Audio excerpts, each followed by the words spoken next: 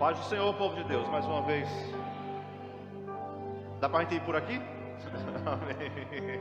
Quem está com Bíblia aí? Está com Bíblia? Abra sua Bíblia comigo no Salmo 50, gente. Fase experimental, né? Salmo número 50. Nós vamos trabalhar aqui um pouco nessa manhã com esse texto, Salmo 50, em nome de Jesus. Tem alguém conosco que está aqui a primeira vez hoje? Quem está aqui a primeira vez? Primeira vez com a gente. Ali? Seja bem-vinda, em nome de Jesus. Alguém mais? Primeira vez? Quem de Passira é a primeira vez que vem aqui? Dos irmãos de Passira. A irmã ali é a primeira vez, ali também. Sejam bem-vindos, tá? Deus abençoe vocês. Em nome de Jesus. Você encontrou aí o Salmo 50?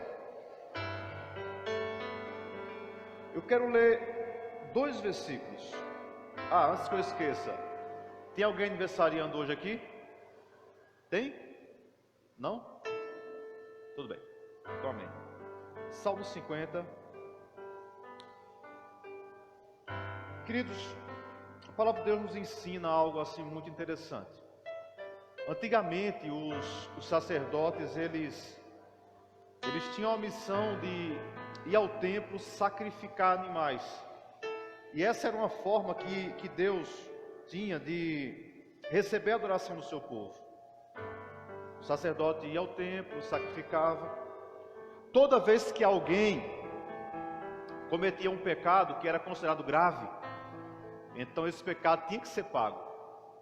E era pago de acordo com a sua gravidade, também por sacrifício de animais. E nisso, muitos animais foram sacrificados. Você não imagina a quantidade de sangue derramado. Foi muito sangue. Depois que Jesus morreu na cruz, Ele nos fez parte de uma nova aliança. E hoje, nós não precisamos sacrificar animais. Amém? Você não precisa mais trazer um bezerro para a gente sacrificar. Já imaginou os irmãos trazendo um bezerro? Não, eu pequei muita semana, vou trazer um touro aqui para sacrificar. Aí já isso traz a faca, a gente sacrifica o touro. Não. Mas tem um tipo de sacrifício que esses dias Deus tem me falado muito, eu quero compartilhar com você. Olha o Salmo 50 e o versículo 14.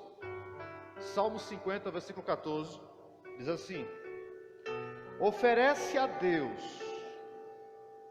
sacrifício de louvor e paga ao Altíssimo os teus votos. Olha lá o 23.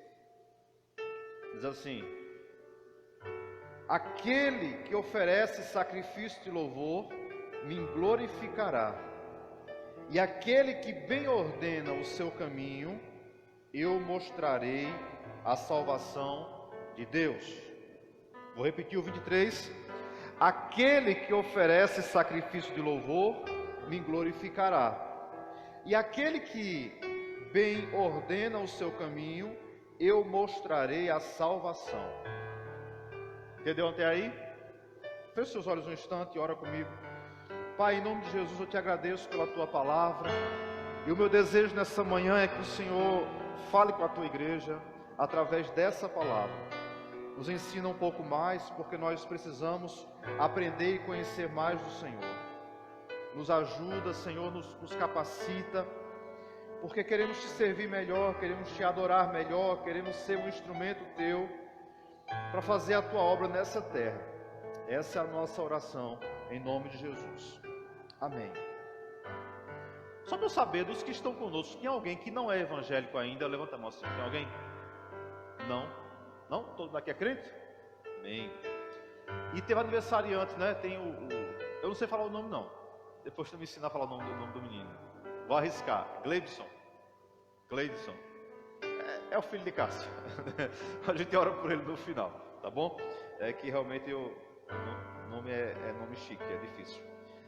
Deixa eu voltar para cá, igreja. Meus irmãos, o Salmo 50 foi escrito por um homem que escreveu muitos cânticos aqui na Bíblia. Ele era muito importante. O nome dele era Asaf. Repita comigo. Diga. Como é que é, classe? Asaf. Quem era esse? Asaf era basicamente o ministro de louvor dos tempos do rei Davi. Ele foi convocado por Davi para dirigir a adoração ao Senhor naquele tempo. E olha que interessante. Asaf era da tribo de Levi. Quem eram os levitas? Ou os descendentes de Levi? Eram aquelas pessoas que eram responsáveis pelo cuidado do templo. A gente usa muitas vezes essa palavra levita só para quem canta na igreja. E fala assim, não, eu sou um levita. O que você faz? Eu canto na igreja. Ou eu toco na igreja, sou levita. Mas levita é todo aquele que trabalha na obra. Todo que era responsável pelo templo e pela adoração do Senhor, pelo tabernáculo, era levita. Então isso quer dizer o seguinte, que o irmão ali que estava colocando água lá para cima agora, é um levita também. As irmãs que estavam varrendo a igreja ontem à tarde aqui, são levitas. Estão trabalhando, estão cuidando da manutenção, estão preparando o ambiente para que o culto aconteça. Você não tem noção, mas amados, olha, para a gente poder cultuar, tem que ter gente para trabalhar. Tem gente que limpa, tem gente que cuida, tem gente que cuida da manutenção aqui da igreja. Tem aqueles que trabalham na parte mais dura, como semana passada estava chovendo dentro da igreja aqui, porque vazou água aqui por esses vidros. Os irmãos vieram aqui essa semana, irmão Severino, irmão Abel, sabe, vieram e resolveram o problema, está tudo seco aqui, graças a Deus. Isso é trabalho de gente que ama a Deus. Ontem estava gente trabalhando aqui na limpeza, outros estavam costurando as roupas para o batismo. Tudo isso é servir ao Senhor. Então muitas vezes fuja dessa ideia de que levita é só aquele que toca ou que canta, porque senão não tem espaço para todo mundo ser levita na igreja. Se for por essa visão de só cantar e tocar, mas tem espaço para todo mundo trabalhar e servir ao Senhor. Amém? Você recebe isso? Olha que interessante. Asaf foi chamado para essa missão. E qual era a missão dele? Cuidar. Agora, claro, ele era da tribo de Levi e Davi o designou para cuidar justamente de quê? Da parte da adoração do culto. Aí, minha irmã, toda vez que o povo se reunia para cultuar, aí vinha o Asaf e ele preparava o louvor, ele cuidava dos detalhes. Para quê? Para que quando o culto acontecesse, quando o sacerdote chegasse para cultuar, tudo tivesse preparado. Não é bonito isso? Você sabia que sempre tem gente nos bastidores que não aparece, mas que é muito importante para Deus? Talvez a sua função na igreja não seja tão perceptível, as pessoas não percebam tanto. Talvez você nem apareça nas fotos, mas não quer dizer que você é insignificante. Todo aquele que faz alguma coisa para Deus é importante no reino dos céus. Todos são especiais para Deus, irmãos.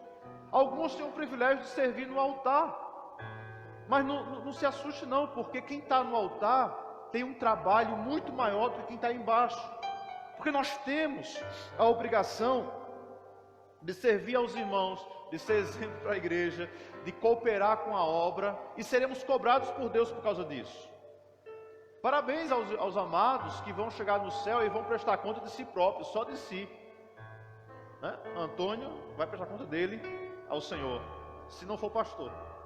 Mas se ele for pastor daqui a uns dias, vai ter que prestar conta dele e do rebanho e do que ele fez, porque é bom estar à frente, mas Jesus falou que a quem muito é dado, muito também será cobrado. Quem não quer receber muita responsabilidade, não vai receber cobrança. Mas a quem é dado muita responsabilidade, é vítima também de quê? De muita cobrança, é ou não é? Viu como é que o presidente da república é cobrado? O dia inteiro é cobrado. O governador, o prefeito é cobrado. Tá em posição de destaque, vai ter cobrança. Lá no seu trabalho, enquanto você era só o ajudante, não tinha cobrança.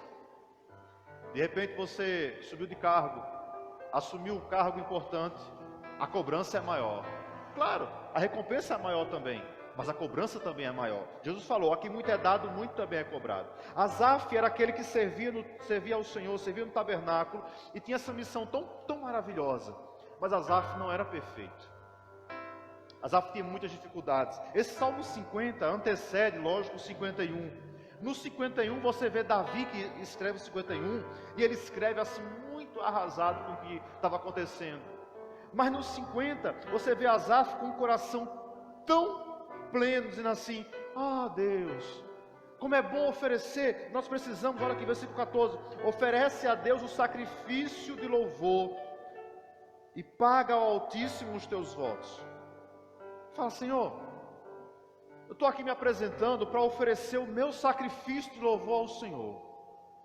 Ou seja, Deus, a situação não está muito confortável para mim, mas eu quero dizer ao Senhor que eu não vou deixar de adorar o Senhor por causa disso. Irmãos, adorar a Deus em tempos bons, qualquer um faz isso. Sabe, não perder um culto quando tudo está legal para você, isso é muito fácil.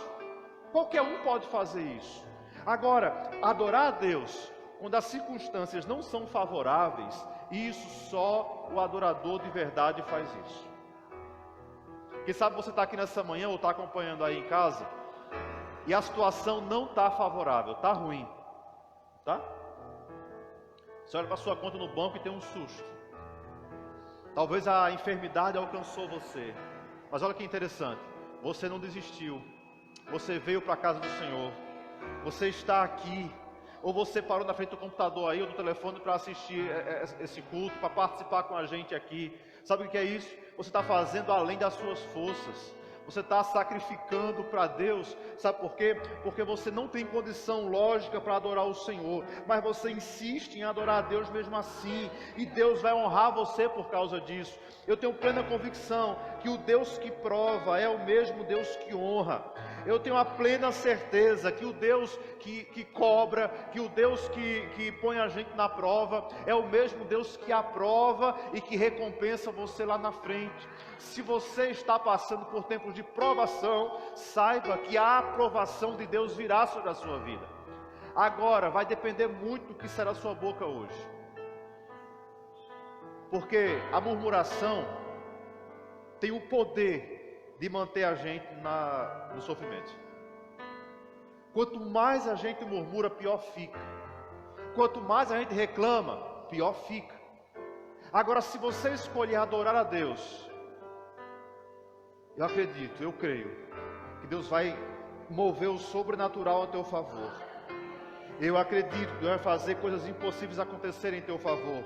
Eu acredito no Deus que faz aquilo que você menos imagina acontecer. Você crê nisso? Agora Asaf, presta bem atenção, Asaf servia ao Senhor. Asaf adorava a Deus.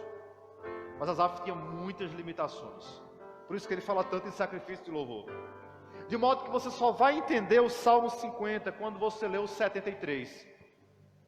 Porque no Salmo 50, Asaf fala assim: não, eu estou oferecendo a Deus um sacrifício. Eu não tenho assim, muita razão lógica para adorar a Deus. Mas mesmo sem entender, eu vou adorar a Deus. Aí você lê o Salmo 73 e percebe que ele estava numa situação muito difícil. Vamos lá para o 73, bora? Olha como é que era a vida de Asaf. Salmo 73. Salmo 73, vamos lá, versículo 2, ele diz assim, ó: quanto a mim, os meus pés quase que se desviaram. Ele falou o que, gente? Quase se desviava. Alguém aqui já quase se desviou? Alguém chegou no momento e falou assim: é o meu último culto, vou mandar o recado, vou mandar via mensagem mesmo, para o pastor não ficar bravo comigo. Eu estou fora, hashtag partiu. Quanto a mim, olha o versículo 2: os meus pés quase se desviavam. Pouco faltou para que eu escorregasse com os meus passos. Gente, quem está falando aqui é um ministro de louvor, é um adorador, é gente que conhecia Deus. Aqui não foi escrito para um novo convertido, para alguém que tem um mês de crente e de repente está sofrendo. Não, é alguém que serve a Deus há muitos anos. Ele fala assim: olha, quanto a mim, quase que eu me desviava. Meu coração estava difícil. Olha o versículo 3. Agora por quê? Porque eu tinha inveja dos soberbos ao ver a prosperidade dos ímpios. Asaf começou a observar as pessoas ao redor dele e começou a pensar o seguinte: peraí, fulano, olha lá o meu vizinho, é ímpio, não teme a Deus, mas vive em paz.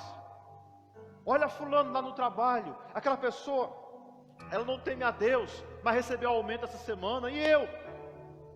E olha como é que eu estou, olha a minha situação. Queridos, Um dos primeiros passos para a queda da gente espiritual é quando a gente começa a comparar a nossa vida com as pessoas lá fora. Não queira se comparar com as pessoas do mundo. Sabe por quê? Porque tudo que elas têm é só essa vida mesmo. Elas têm que desfrutar muito dessa vida porque é tudo que elas têm. Porque quando elas partirem daqui haverá tormento para elas. E olha o que Asaf fala, ele explica a situação dele. Agora, olha o que acontece, olha o versículo 17. Ele fala assim: até que eu entrei no santuário de Deus, então eu entendi o fim deles. Você entendeu agora? Ele estava magoado porque as pessoas lá fora eram abençoadas e ele não. Ele estava triste com Deus porque muitas pessoas estavam abençoadas, estavam prosperando e ele não. Até que ele entrou no templo, no santuário, até que um dia ele foi para o culto e falou assim: vou oferecer o meu sacrifício a Deus aqui. Aí começou a observar e dizer: peraí, está difícil para mim aqui, mas quando eu partir daqui o Senhor vai me esperar lá na glória, e eu vou passar a eternidade com Ele. E os ímpios, para onde vão? E essas pessoas que estão desfrutando dos bens nessa terra hoje, vão para onde? Queridos, em nome de Jesus, escute. Talvez você hoje não tenha muitas razões para louvar a Deus ou para adorar a Deus diante da situação que você vive. Mas a palavra do Senhor para você hoje é: se você se esforçar, se você continuar firme com Deus, apesar de tudo que você está passando, a bênção virá sobre a tua vida. O apóstolo Paulo diz: se nós esperarmos em Cristo só nessa vida, nós somos os mais miseráveis dos pecadores ou dos homens. Ou seja, a nossa esperança não está só nessa vida. Eu creio que Deus vai nos abençoar muito nessa terra. Eu creio que Deus vai abençoar muito a sua vida. Deus vai abençoar muito a sua casa. Mas olha, o melhor de Deus ainda virá lá na frente. O melhor de Deus é quando a gente estiver lá na eternidade junto com Ele, igreja. Mas nós queremos esperar muitas vezes em Cristo só nessa vida. Tem uma coisa que eu fico perguntando para Deus: Deus, mas como é que pode um negócio desse? Quando o povo tomou posse da terra, Israel tinha 12 tribos, certo? Quantas? 12 tribos. E aí Josué começa a separar a terra. Cada pedaço de terra, né, ele começou a separar e criar as províncias daquela terra. Cada uma delas, Judá, Rúben, Naftali, e foi separando. Quando chegou na tribo de Levi, não tinha mais terra. Aí Josué foi falar com Deus, foi: Deus, espera aí, faltou terra para a tribo de Levi. Aí Deus fala assim para Josué: eles não vão ter terra, eles não vão ter herança na terra, eu serei a herança deles. Eles vão me servir sem a terra, sem os bens dessa terra. Sabe por quê, Josué? Porque eu serei a herança deles, eu que vou ser a recompensa deles. A recompensa dos levitas não era um pedaço de terra, era estar perto de Deus, era estar perto do Senhor.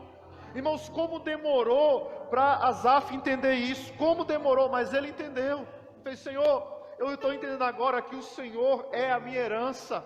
Tudo que eu tenho é o Senhor. É por isso que ele fala: a quem tenho eu no céu além do Senhor? Olha lá, o Salmo 73.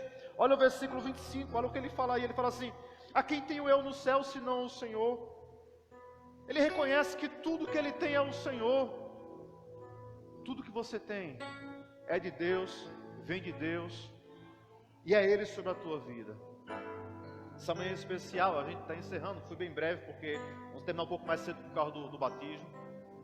Mas volte para casa sabendo o seguinte: se você não tiver razões nenhuma para adorar a Deus, entenda que no fundo do coração você tem sim razões para adorar o Senhor.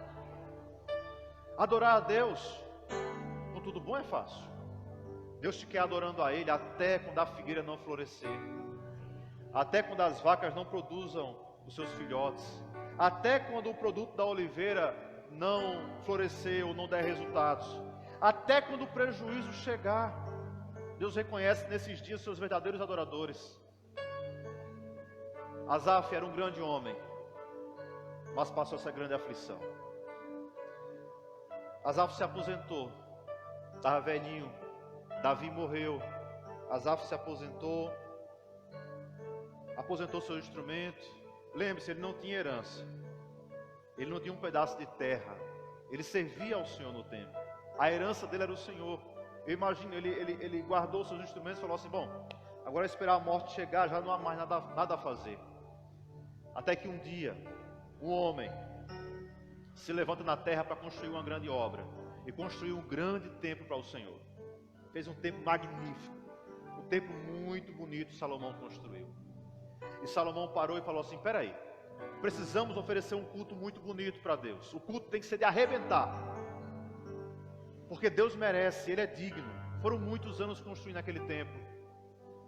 E alguém fala: certo, mas e aí, rei, como é que vai ser a liturgia do culto? Ele fala: prepara os louvores, prepara os hinos, prepara a adoração. Alguém fala: ô rei, mas é o seguinte, o ministro de louvor agora é um novo, porque o velho aposentou. E a lei dizia que ele não podia mais ministrar por causa da idade dele. Então, temos um novo ministro agora. Mas sabe, ele começou agora, né? Ele está aprendendo ainda. Assim, ele está pegando o ritmo agora, né? É diferente de alguém com experiência já de vida. Ele está chegando agora. Talvez não saia muito legal o nosso culto.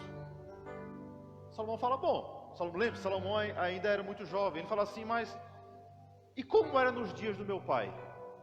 Alguém fala assim: no dia do teu pai, nos tempos do teu pai, tinha um ministro chamado Asaf. Ele conduzia o coral. Era ele quem preparava os hinos. Era ele quem preparava o culto. E era poderoso. Aí Salomão fala: então chama o homem, chama ele. Fala: não, mas ele já está velho já. Salomão falou: mas eu sou o rei, eu estou dizendo, chama o homem. Irmãos, imagina a situação de Asaf, já velhinho, mas alguém vai lá e fala assim: Asaf, o rei está te chamando. Mas para quê? Eu estou aposentado já. Não, está te chamando porque você ainda é útil para o reino dos céus. Está te chamando porque você ainda tem condição. Sua linha não chegou ao fim ainda. A sua carreira ainda não chegou ao fim. Ainda dá tempo de adorar o Senhor. Ainda dá tempo de oferecer o melhor para o Senhor. Prepara o grupo, prepara o louvor, prepara o ministério do louvor, Asaf, porque você vai ministrar uma adoração profunda ao Senhor. Eu não sei quanto tempo foi que eles ensaiaram, se prepararam, mas 1 Crônicas 16 fala sobre isso. Eles preparam tudo. Asaf prepara a adoração. Chega o dia da inauguração do templo. O povo está lá reunido. Todo Israel está lá. Porque durante muitos e muitos anos eles esperaram aquele momento. Você consegue imaginar? A gente aqui, nossa inauguração pequenininha aqui, lotou de pessoas. Imagine uma nação que tinha um único templo. Todos se reuniram para adorar a Deus. Foi uma multidão enorme lá fora. Dentro do templo, só as autoridades e os levitas. 1 Crônicas 16 nos ensina sobre isso. Diz a Bíblia que todo culto começa com o quê? Com adoração, não é não? Não tem a lógica, não pode ter a pregação primeiro e depois o louvor. Porque a lógica é simples: primeiro vem a adoração, depois vem a palavra. Quando Isaías vê os anjos e o trono do Senhor, primeiro ele ouve os anjos adorando ao Senhor, depois Deus fala com ele. Primeiro vem a adoração. Quer ouvir Deus falar? Então você primeiro tem que adorar Ele. Quem quer ouvir a voz de Deus tem que entender que você precisa adorar o Senhor. Ele começa a adorar, imagina você. Gente, vamos lá, vamos começar o culto. Aí de repente, quando Asaf começa a ministrar o louvor naquele momento, minha gente, o culto parou na metade. Porque quando a Bíblia fala que ele começou a adorar o Senhor, quando todos começaram a entoar um canto ao Senhor, de repente uma nuvem entrou dentro da igreja, dentro do templo. O templo mudou, o ambiente mudou, a nuvem de glória chegou ali, Deus entrou no templo, de repente todo mundo estava lá dentro, caiu, se jogou no chão, ninguém aguentou ficar em pé. Foi uma glória tão poderosa, tão tremenda, que restou a Salomão orar depois desse: Senhor, tá bom, Senhor, a glória tá boa, o templo é teu, é tudo teu. O máximo que aconteceu ali foi uma oração de Salomão depois, porque a adoração foi tão tremenda, que se moveu aquele lugar, porque era um homem que tinha suas dificuldades, mas sabia oferecer a Deus um sacrifício de louvor. Era um homem que tinha suas limitações, mas adorava a Deus. Você pode ficar em pé comigo nessa manhã?